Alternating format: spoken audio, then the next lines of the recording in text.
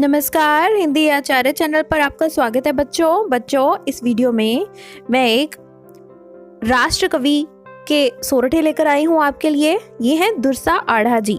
दुर्सा आढ़ा जी भारत के 16वीं शताब्दी के एक स्वयं भी योद्धा थे और राजस्थानी है जिसे डिंगल कहते हैं, तो डिंगल के कवि थे।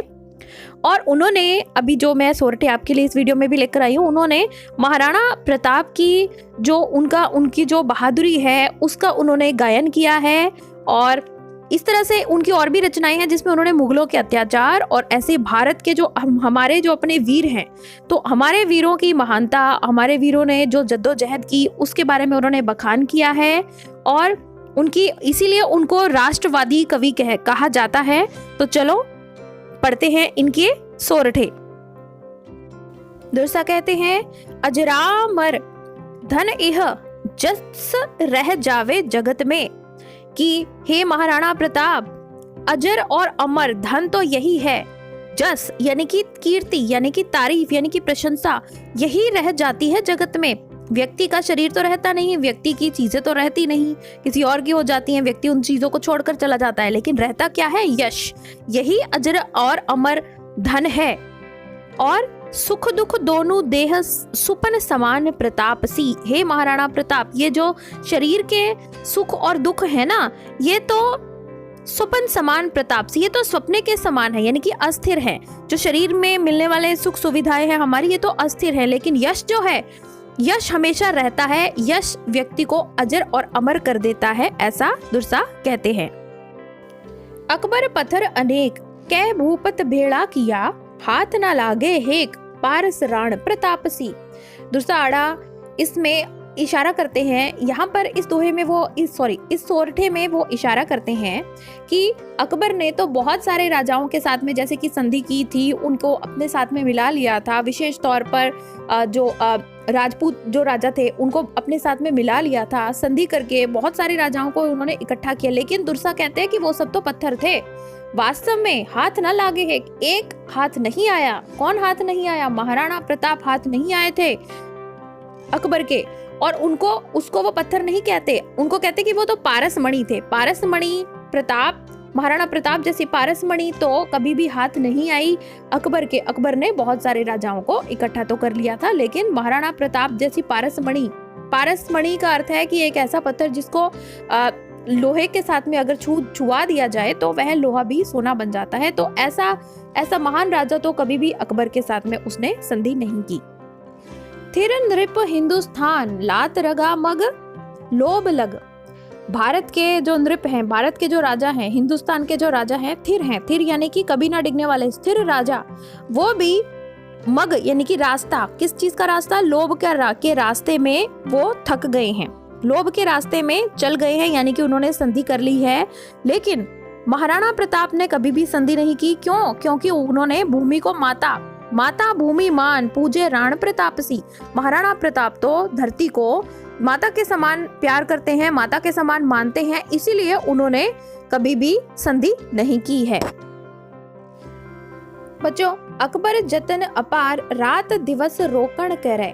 दुर्सा आढ़ा इस सोरठे में कहते हैं कि अकबर ने तो यत्न किए, बहुत सारे अपार यत्न किए, रात और दिन लगा रहा, रोकण करे, रोकने के लिए, महाराणा प्रताप को रोकने के लिए अकबर ने बहुत दिन रात यत्न किए। पूगी समदा पार पगी राण प्रताप सी। लेकिन जो यश है, महाराणा प्रताप का जो यश है, वह तो समुद्र पार चला ही गया। बच्चों, इस सोरठे से एक और कहानी मुझे याद आती है जो मैं जरूर इसमें जोड़ना चाहूंगी।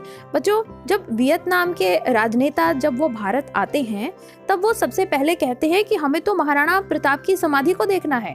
महाराणा प्रताप की समाधि को क्यों देखना है? क्योंकि वो कहते हैं कि महाराणा प्रताप इतने बड़े योद्धा थे, और इतने बड़े योद्धा थे, लेकिन उनकी जो दुश्मनी थी, उनकी जो शत्रुता थी, उनका जो मुकाबला था, वो उससे भी कहीं गुना ज्यादा बड़े एक साम्राज्य के साथ में था।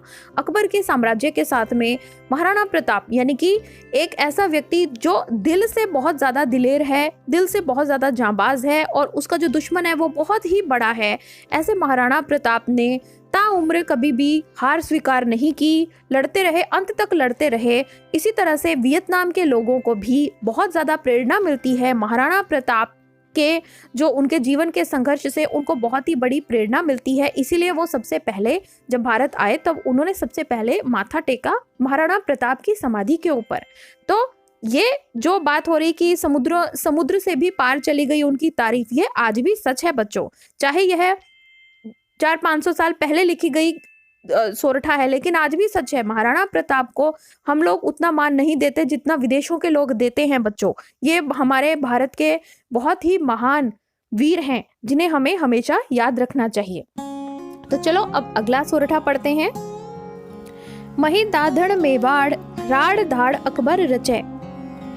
तो मही यानी कि धरती, मेवाड़ की धरती को प्राप्त करने के लिए अकबर ने तो बहुत मार धावे रचे, हमला किया, बहुत कुछ किया अकबर ने। विषय विषायत बाढ़ प्रथुल पहाड़ प्रतापसी, लेकिन उस मेवाड़ को किसने संभाल रखा हुआ है, किस बड़े पहाड़ ने रोक रखा हुआ है? वो है महाराणा प्रताप जैसे पहाड़ ने उस धरती को गुलाम बनने से रोक रखा है, संभाल रखा है।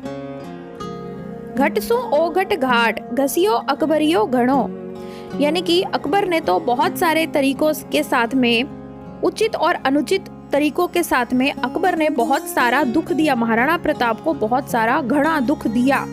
इड़ चनन उप्रवाट परमल उठी प्रतापसी, लेकिन महाराणा प्रताप रूपी चंदन से तो इस धरती के ऊपर सुगंध ही प्रकट हुई, यानी कि परिमल यानी कि उनकी खुशबू ही फैली है। महाराणा प्रताप नाम के जो चंदन से उनकी खुशबू ही फैली है, उसको जितना भी घिसा गया उसकी खुशबू ही फैली, उनकी कीर्ति। जैसे कि मैंने आपको पिछले सोरठे में भी कहा कि वियतनाम के लोग भी उनसे प्रेरणा लेते रहे, क्योंकि वियतनाम का जो युद्ध था वो भी अमेरिका जैसे बहुत बड़े शत्रु के साथ में था, लेकिन वो प्रेरणा लेते रहे महाराणा प्रताप से। आज भी वो प्रेरणा लेते हैं, उनके लिए बहुत ही महान योद्धा है महाराणा प्रताप। तो इसी तरह से कि जितने भी कष्ट दिए अकबर ने, लेकिन महाराणा प्रताप की तो इस चीज में कीर्ति ही फैली है और आज भी उनकी कीर्ति गाई जाती है। भागे सागे भाम अमृत लागे उमस, वो कहते हैं, दुर्सा कहते हैं कि अपनी भाम के साथ, अपनी पत्नी के साथ में महाराणा प्रताप जो हैं वो चले गए, जंगलों में रहे और अमृत लागे उमस, उनको गूलर के जो फल है ना वो भी अमृत की तरह ही लगते हैं। जंगलों में रहकर गरीबी का जीवन व्यतीत करके भी जो हमारे महाराणा प्रताप हैं अपनी पत्नी के साथ, उनको वही जीवन अच्छा लगता है। अकबर तड़ आराम पटके जहर प्रतासी, अकबर के साथ में अगर उनको संधि करनी पड़ी और उनकी अधीनता में उनको रहना पड़ा, तो ऐसे सुख को, ऐसे आराम को पटके जहर प्रतासी, वो ऐसे आराम को तो जहर की तरह महाराणा प्रताप जहर की तरह मानते हैं। तो बच्चों, आशा करती हूँ कि आपको तुरसा आड़ा जी का ये संक्षिप्त जीवन परिचय और महाराणा प्रताप की कीर्ति गाते हुए ये सोरठे पसंद आए होंगे। आपने पूरा वीडियो देखा, इसके लिए आपका बहुत बहुत धन्यवाद। मेरे चैनल को सब्सक्राइब जरूर कीजिएगा। हिंदी आचार्य।